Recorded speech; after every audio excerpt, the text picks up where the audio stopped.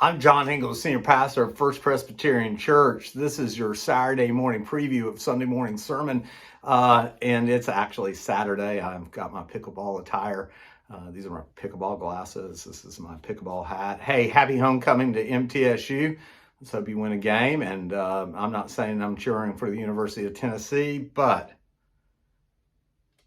all that being said, we are still in the month of October. As you know, month of October, we always take this time to focus on one of the theological creeds and confessions that we have as Presbyterians. And this year, of course, we are looking at the Theological Declaration of Barmen. As you know, Barmen was written kind of in the eve of World War II as the Nazi government was becoming more and more entrenched. And the State Church of Germany basically was in line with their policies. And so out of that, we form what is called the Confessing Church, who wrote the Theological Declaration of Barmen. So point number 3 is kind of a transitional shift for us, where point 1, point 2 was really kind of focused on us as individual believers and what our responsibility is in society. Point number 3 makes this kind of paradigm shift where we move away, or I don't even like that term, move away.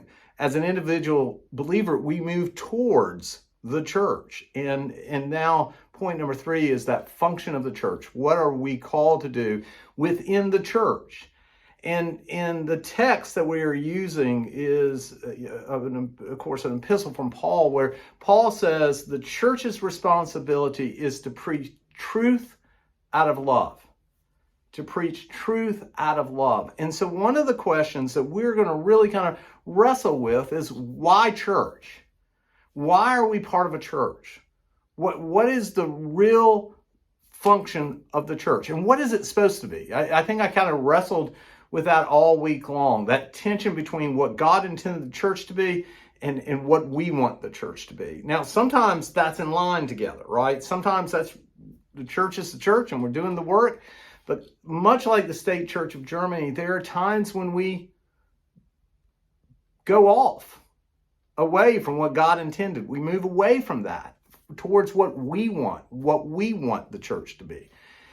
And so that's a real tension. And that's what we're going to focus on. We're going to ask several questions. I'm going to give you some polling data that I find so fascinating about why people connected to a church in the 1950s, and now what are the top 3 reasons people connect with the church today.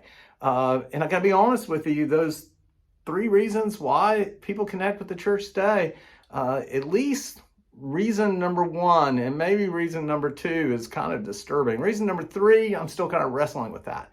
So I look forward to this conversation we're having. And I look forward to seeing you. I'm actually having lunch with Will Fraley, so I'll guess I'll just give him the Saturday morning preview of Sunday morning sermon live as I'm eating a salad. But Glenn Emery, I hope you have a great day. To everybody, I'll see you Sunday. Y'all take care.